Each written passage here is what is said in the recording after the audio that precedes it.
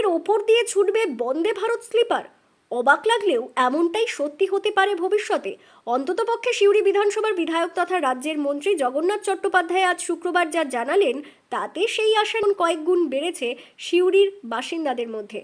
জগন্নাথ চট্টোপাধ্যায় যা জানিয়েছেন তাতে আগামীকাল শনিবার রেলমন্ত্রী অশ্বিনী বৈষ্ণবের সঙ্গে বৈঠকে বসতে চলেছেন রাজ্যের বিধায়করা। আর সেখানেই তিনি সিউড়ির ওপর দিয়ে দিল্লি পর্যন্ত একটি বন্দে ভারত স্লিপার ট্রেনের প্রস্তাব রাখবেন, যে ট্রেনটি মূলত রামপুরহাট থেকে যাত্রা শুরু করবে এবং সিউড়ি, দুবরাজপুর, আসানসোল, ধানবাদ হয়ে দিল্লি পৌঁছবে।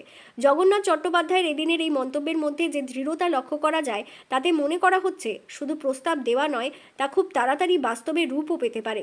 তিনি সিউড়ির করিদ্ধিয়ার বিদ্যানিকেতন হাই স্কুলে বিশ্ব পরিবেশ দিবসের অনুষ্ঠান মঞ্চে দাঁড়িয়ে ঠিক কি জানিয়েছেন শুনে নেব।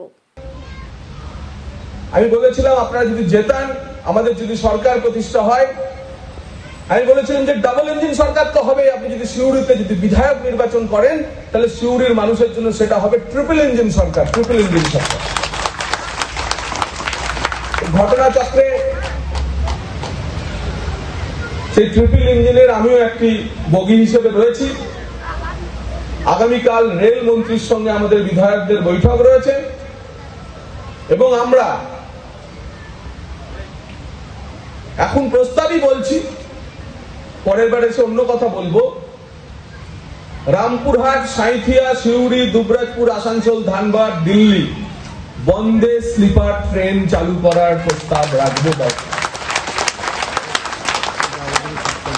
অর্থাৎ বীরভূম জেলার 6টি পদ্ম বিধানসভায় গেছে, এই একটি প্রকল্পে 5টি পদ্ম প্রতিনিধির এলাকার উপর দিয়ে বন্দে স্লিপার ছুটবে।